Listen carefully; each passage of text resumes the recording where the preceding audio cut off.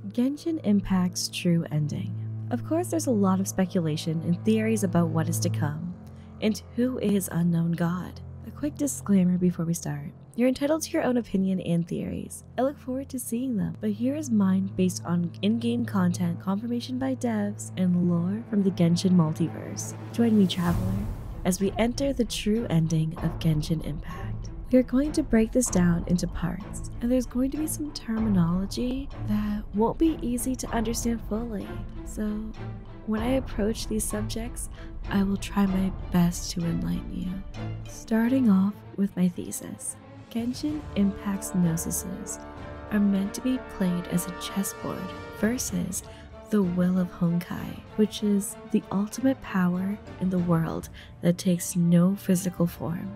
The unknown god we see is actually the Herrscher of the End. The gods of Teyvat are embodiments of Honkai, similar to the gems, which is why they all have relations to satanical figures. This even includes Paimon. This may sound a bit extreme, so let's take it from something a lot of the Genshin community might not actually know. In Honkai, we had it confirmed in the main storyline, not in some side quest or special event, but in the main story of the game of Dvalin's existence and what was happening in Mondstadt.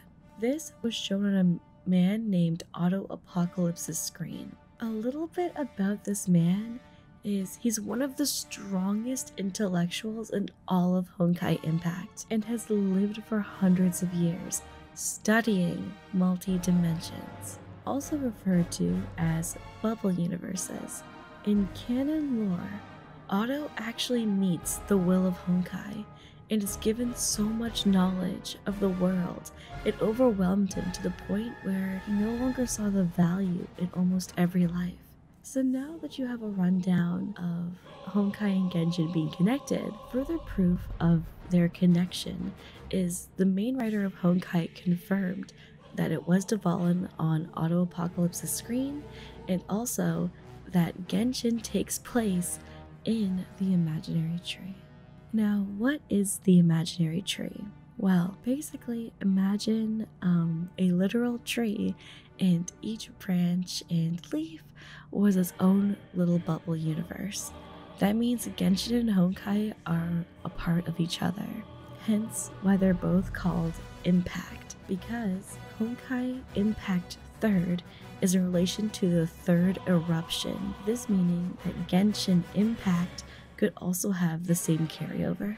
Next, what I want to explain is what is Honkai besides a game title. Honkai is the manifestation of evil that balances out the world. The further technology and power advances, the stronger this force becomes. This immense power used vessels called Herrschers, which translates to Lord in German.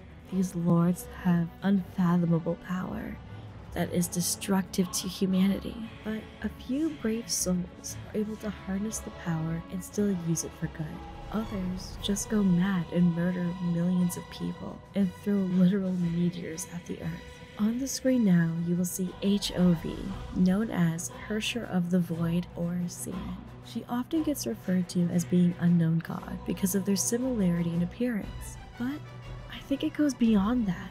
I believe that Unknown God is actually the Herrscher of the End, a character that has not even been released in Honkai yet, but is present in the canon manga. Herrscher of the End masters all of, I guess you would call it, elements in this situation. It can change the tides of any battle completely in her favor. But some of the most iconic things to notice are her markings and the Honkai markings. They are the same as the ones used by Unknown God's body. The appearance is extremely similar, and since Herrscher of the End isn't released in Honkai yet, it is the perfect opportunity for her to have a Genshin appearance and to have her design in this game first. Also, as a side note, we have seen Honkai cubes throughout the game while playing, but over in Genshin, we actually see the exact same skills used by Unknown God, with the exact same paths, exact same patterns, and the cubes themselves manifesting. Quick recap. So far we talked about the confirmation of Genshin and Honkai being related, the lore of what is Honkai, and a brief glimpse into Unknown God. Now it's time to talk about the most loved and hated companion of all time, Paimon. Paimon in lore is actually a king of hell and one of the most influential besides Lucifer. But with that comes craft and cunning. Though Paimon is able to instantaneously come in and out of the fabric of reality, it seems, there may be more to it. In Honkai, there's a place called the Imaginary Space, and other similar places such as the Theater of Domination. These are separate instances from the real world that could only be created by Hershers. Paimon has this ability, and even beyond that, she has some issues with her own story. One of the only solid pieces of information we have about Paimon's origins is from in-game, and that's when the Traveler fished her out of the lake. But as a flying creature who is able to come in and out of the realm, this turns into an unreliable narrator or character. She has used her deceit to go along in their journey while using the pretense of, "You saved me," and "I would have been a goner." But what is she really doing? Watching over the Traveler's choices? Seeing the impact the Traveler has in relation to the people? And most of all, guiding the Traveler to stop the Gnosis from being gathered or stolen. Which may seem innocent, but this is where we get into my main theory for Genshin's endgame. Each Gnosis is a chess piece, and the final piece, which is the king, is the Traveler themselves, which is why they are able to master all of the elements and not need the blessing of any god to wield their powers. The gods that have appeared in the game have many names, but also satanic names. Barbados, in demonology, is the Duke of Hell.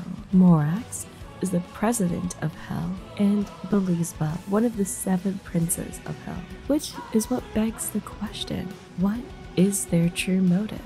Why would Zhongli be so flippant with his Gnosis, or Ye with the Shoguns, just to save one life?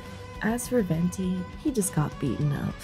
Because in reality, the gods are unreliable narrators. An unreliable narrator doesn't mean they're lying. It means they are saying things from a biased perspective, and in addition, withholding information and giving information based on what suits their needs and interests. This is often seen when the Traveler asks for aid about finding their sibling. None of the gods were able to give information that helped, even though the Traveler was willing to put their life on the line and even solve a vast majority of the largest incidents within their country. But in one sit down with Dainsleif, he told us as much as we wanted to know. He even let us ask him 3 questions upon meeting him. This, and in addition how he's against the gods, seems to go hand in hand. Of course, this also relates to what happened in Conria being a driving factor. My theory boils down to 2 final theories I have.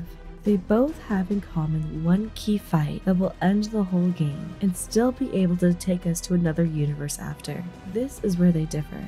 First version of an ending, the Traveler using the Gnosis battles the will of the Honkai. The will of the Honkai is a bodiless power that manifests itself in whatever image you wish to see, often appearing as oneself, or maybe in this case, one's twin, thus defeating the Honkai in a battle of wits, and reaching a new state of letting the world be reborn.